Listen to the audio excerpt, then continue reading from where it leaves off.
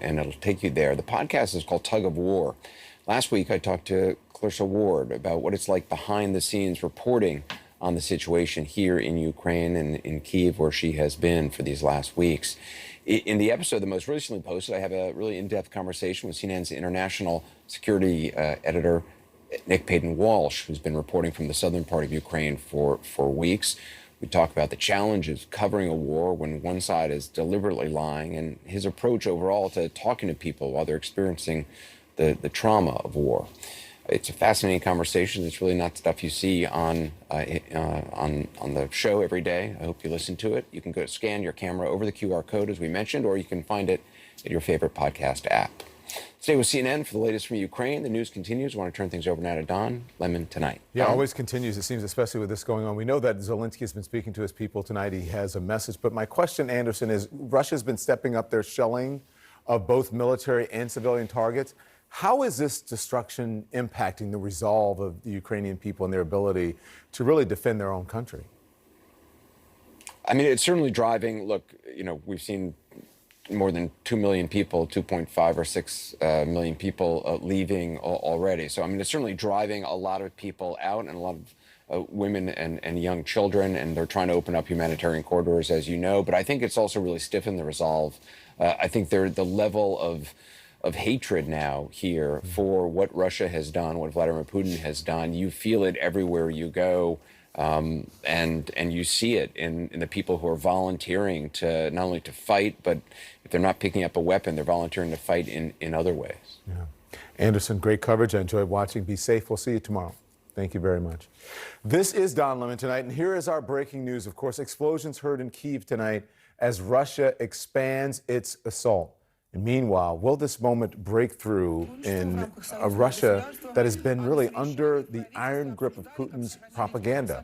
A woman, an employee of Russia's state TV channel, bravely interrupting a live news broadcast, holding up a sign reading, "No war, stop the war, do not believe propaganda, they tell you lies here."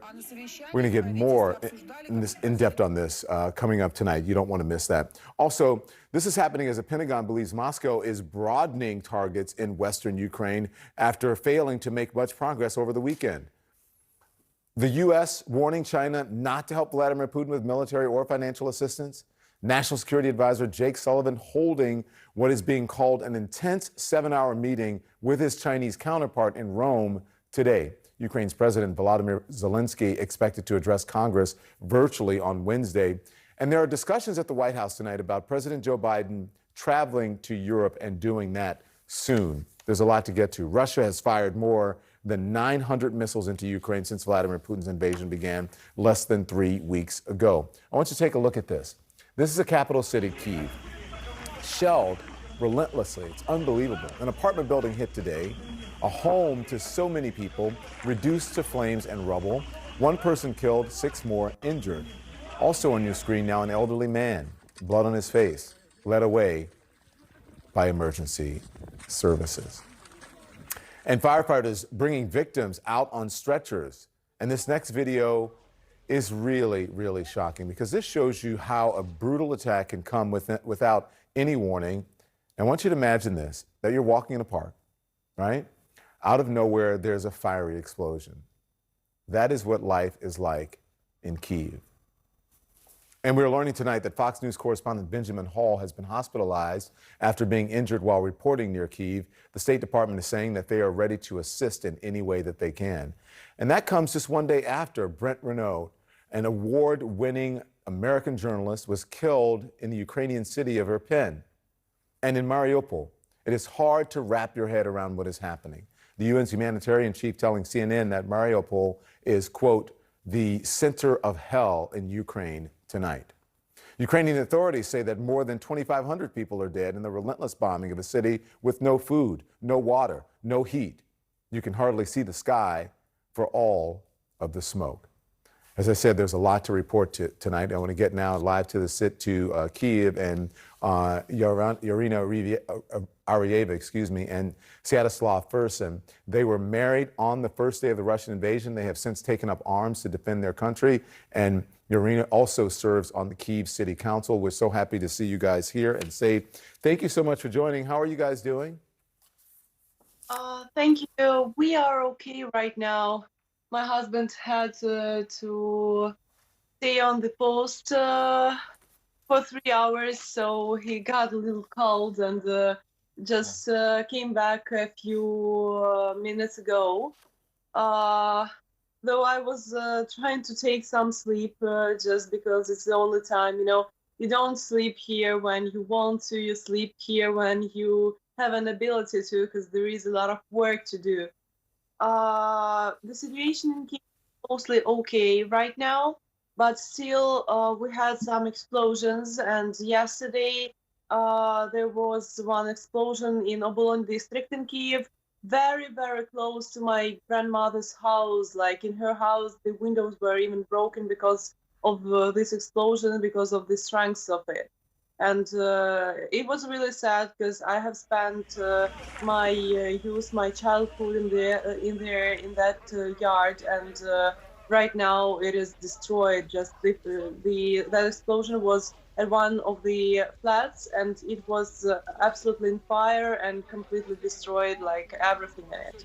It is really sad, and it's really strange to see how our city changes. Like a lot of fortifications all around the Kiev, a lot of blocks, a lot of things standing like the road, blocking the way for the tanks, or if they will try to get to the center of Kiev, to the governmental streets. That is really strange. Also, that it's really kind of weird when it's like night and there is no cars. There is no people. It's like a complete silence. You can hear your own heartbeat, because in other flats it is also like absolutely no sounds, like everything is asleep or has moved away, and it is really like strong. What about Kiev City Council? Yes, we had a plenary session the day before yesterday, because needed to make some decision to help to protect the city, and we have moved 1.3 billion hryvnias from city budget to the protecting the city, like to making those blood cloths and to buying some medicaments for the territorial defense and so on. And also we made like mail to our city's brothers, and also one exact mail for our city brother Minsk, because Minsk is a city brother of Kiev, asking them not to join the fight against Ukrainians, and telling them that if they will, we won't be brothers anymore. You're talking about your brother city in Russia, not to join the fight against in Belarus, not to join the fight. And then your city council, you said, is to set up defense funds to try to help you. Listen, it's amazing to hear, to see you guys there, but also to hear you speak with such clarity about what you're doing, and you have a list there. Because you want to get that out, and I think that is very commendable. I have to ask you, I'm not asking you where you are, but I just want to know if the bombs have come to near where you guys are. Right now we are at the Territorial Defense Force base. Don't tell me where you are. I don't want to know, but I just want to know if they've come near where you are. It's like I won't tell you the address. Yeah. Yes, there is a lot of bases of territorial defense in Kiev, and right now we are in the center of Kiev, really close to the governmental streets, and it is almost silent in here. But when you go out like to the street, you can hear some explosions, but a little bit far away. Yeah. And that is not kind of What did you say, Sviatoslav? What did you say? Yes, I can heard some explosions on both posts today. It's not very silent up to maybe 2 p.m. like something like that. After that, it was completely silent. So. But You know, the last time I spoke with Irina, you were out on a mission with the Defense Force. Can you tell Yes, us what those missions have been like? Yes, I was just. It was the next mission. It was the second mission. It was a second mission, right? Second, When yes. yes, it was a second mission. I was on the next position on the Kiev borders. I was teaching our civilians how to do Molotov cocktails. Just burst out of my hands with that work. And actually, we do some new positions. We wait Russian techniques colony that could try to break through our regular army, just fighting with some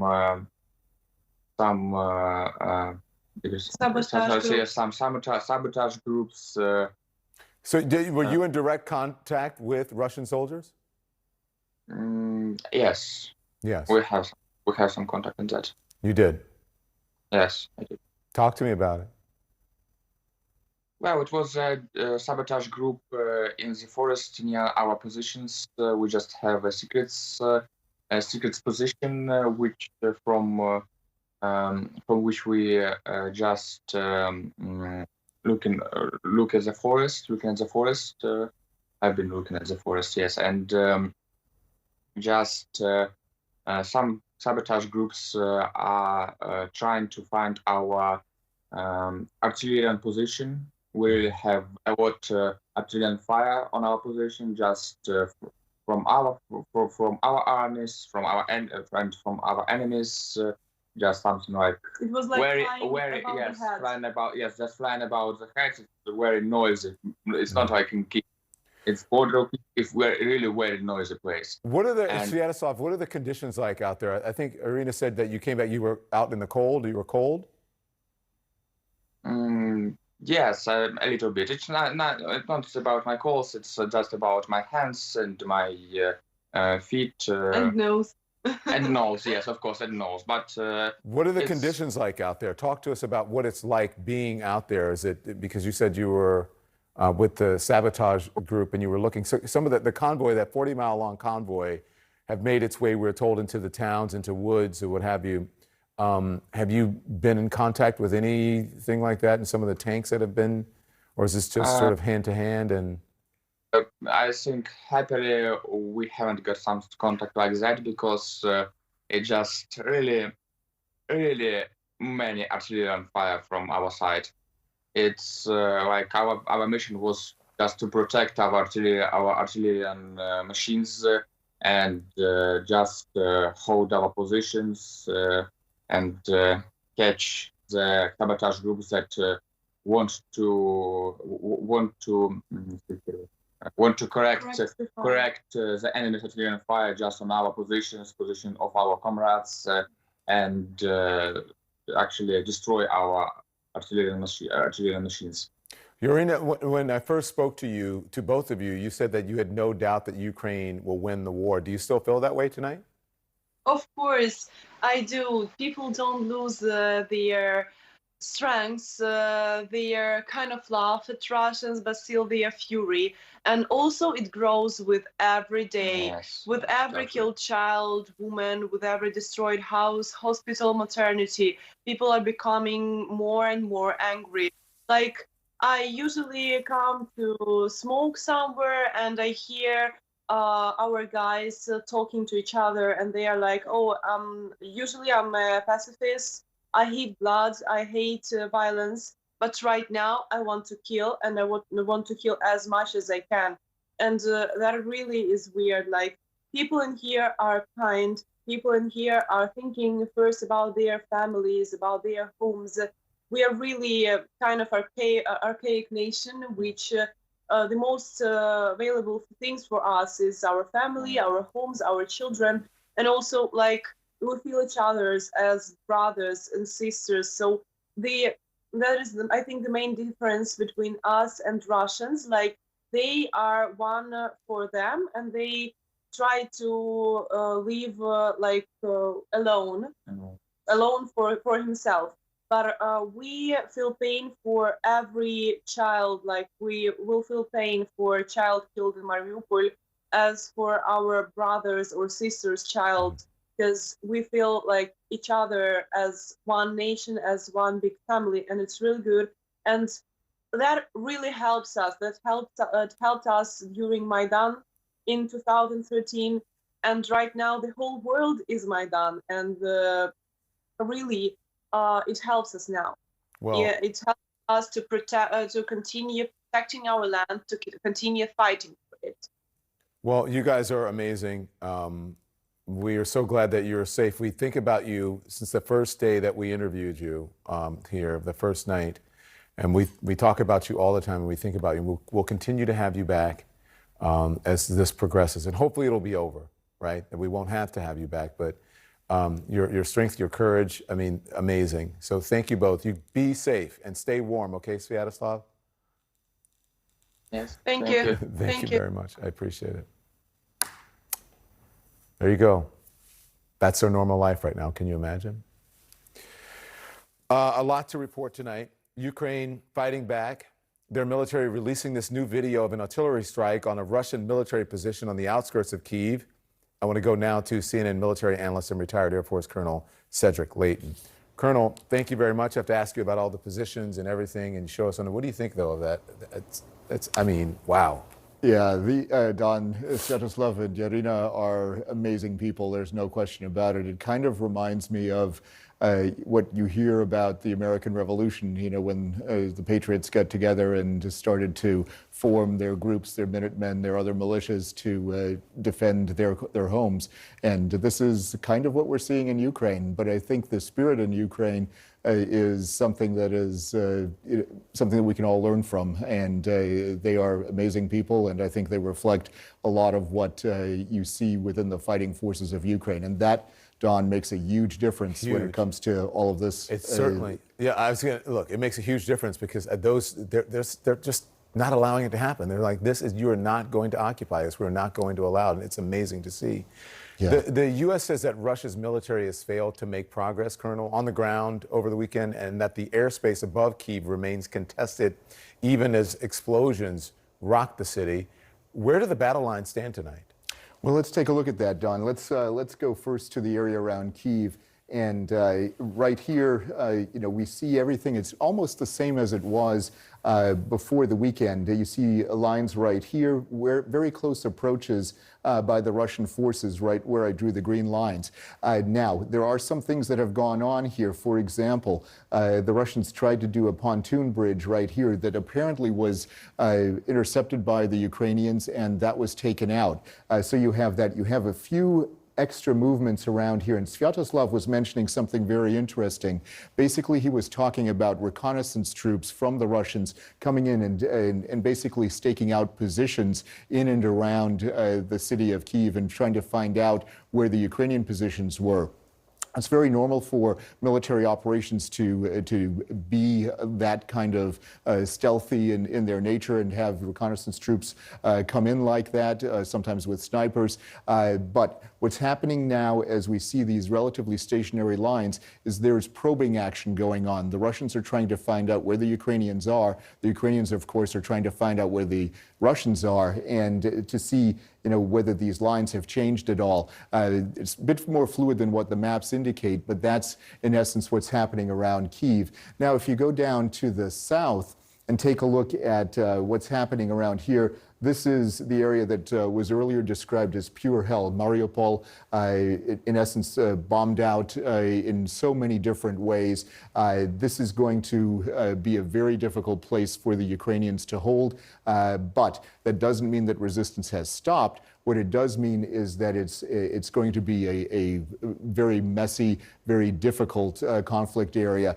You have the town of Mykolaiv, the city of Mykolaiv right here. A lot of fighting still going on. In this area, you also have the issue with the mayor being deposed there and a Russian-sponsored mayor being put in that town. A lot of political changes like that are going to happen. It's very reminiscent of what the communists did in the late 1940s after World War II in Eastern Europe. That kind of stuff you're going to see as often as the Russians try to take over towns. This may be one of the next big things that happens in the south, Odessa, the big port area. That is probably where the Russians are going to go next, although they could also ignore Odessa temporarily and go to the north this way and try to link up in other areas that way. So that in essence is what it looks like right now from a tactical military standpoint. Colonel, the Pentagon is warning that Russia is broadening their attacks in western Ukraine just miles from the Polish border. Are you concerned that this could spill over? I mean, it's really close, and you know Poland is part of NATO. Absolutely. And Don, one of the key areas here is this town right here, the town of Yavoriv, where you're seeing some of the pictures right now. That town is about 11 miles from the Polish border. Poland, of course, as you mentioned, a NATO country. If something happens where the Russians either have a stray attack into Polish territory or into any of the other NATO countries, that could precipitate NATO action against the Russians or against Belarus, depending on where the attack comes from. You have other strikes at Lutsk and at Ivano-Frankivsk that happened over the weekend or just before the weekend, and those are kind of symptomatic of Russian efforts to move into the western part of the country. Now, they're not moving into the western part like they are in these areas right here, but that is something that could happen, and basically what the Russians are saying is none of this is safe. You are not safe anywhere in Ukraine is the message they want to convey. The Ukrainians, on the other hand, of course, are resisting wherever they can. Colonel, thank you very much again. We learned a lot. You bet on it. What will it take to get Vladimir Putin to the negotiating table, and how do you negotiate with someone who has already put nuclear forces on high alert? There is a clear off-ramp for this conflict. President Putin must stop the violence, de-escalate, and choose the path of diplomacy.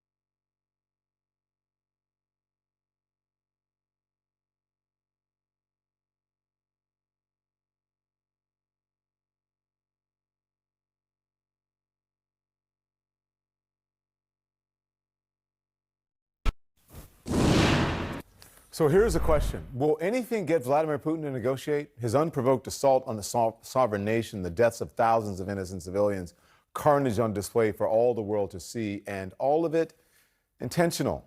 And let's not forget, he's got nukes. Raising the alert of Russian nuclear forces is a bone-chilling development. The prospect of nuclear conflict, once unthinkable, is now back within the realm of possibility. Really great guest to talk about this is the former State Department spokesperson, PJ Crowley. It's so good to see you. Thank you so much for doing this, PJ. Good evening to you, by the way. Russia's assault on Ukraine is intensifying with explosions in Kiev, fierce fighting across the country, and talks between Ukraine and Russia are paused until tomorrow. You say we're not yet in a window to achieve a ceasefire. Why do you say that? Well, because Vladimir Putin invaded Ukraine. The war has started. Once that happens, military force is kind of a gravitational, force, and that will only change. That dynamic changes either, when the military achieves its objective, or it encounters an insurmountable obstacle that forces the leadership, to change its calculations. We aren't at that point yet. Okay. With that said, you said until Vladimir Putin changes his calculation or adjusts his expectations, he's not going to negotiation. So what needs to happen to get him to change his expectations? Is that even realistic? I mean, it is realistic in the sense that we now have a battlefield, and what happens on the battlefield matters. The good news here, as we've been talking about, is the Ukrainians are putting up a hell of a fight. The bad news at this point is that Putin probably still calculates, even though he's meeting significant resistance, his military is underperforming, that he can still achieve its objective, which is the destruction of the Zelensky government through military means. As long as he believes that's achievable, I think he's going to continue on the current course. Do sanctions as they stand now go far enough? I mean, will any sanctions ever be powerful enough to compete with the raw force Putin is willing to use? I think we have to think in terms of two calculations. Going in one direction is the ability to sustain meaningful resistance that does, in fact, communicate to Putin, he's not going to be able to swallow Ukraine as he suspected he would. On the other hand, it's just the brute force of what the Russian military is trying to inflict on Ukraine. And the third element is the ability of the international community, the United States and its allies, to impose real costs on Vladimir Putin. How those things intersect will tell you at what point a diplomatic window might open. Okay, well, let's dig into that a little bit more, because the U.S. and NATO are trying to freeze Russia out right now. But the U.S. has information that China has expressed openness to providing military and financial help to Russia. So talk to me about that relationship. What happens to the global dynamic if Russia and China link up on this? Well, Russia and China are linked. That is a productive relationship for each. A common thread in that relationship is anti-Americanism. Now, it's a different relationship, say, from back in the Cold War, where the Soviet Union was the senior partner, China was the junior partner. Now that calculation is flipped. China's the senior partner, Russia's the junior partner, and I'm sure what Jake Sullivan was communicating, to Yang Jiechi today, was, this could cost you. And China's position is conflicted. They preach state sovereignty and its importance, but they do believe in spheres of influence, so they understand what Putin is trying to accomplish.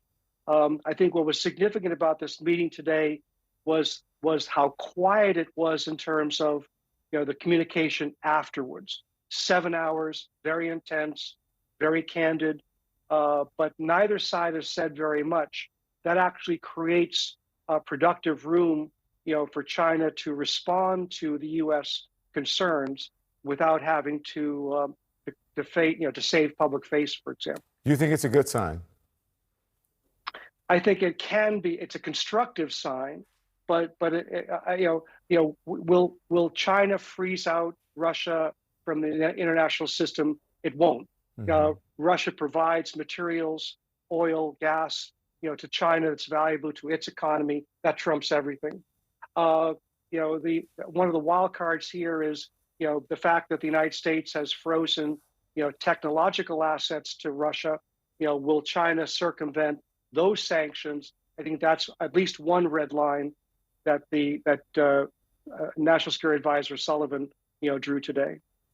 Thank you, PJ Crowley. We'd love to have you back. I appreciate you coming on. Anytime. Thanks, Don. So he thought his city outside Ukraine's capital was safe. And then he was shot at, detained, and robbed by Russian soldiers. That's my next guest story, and he's going to tell you himself. That's right after this.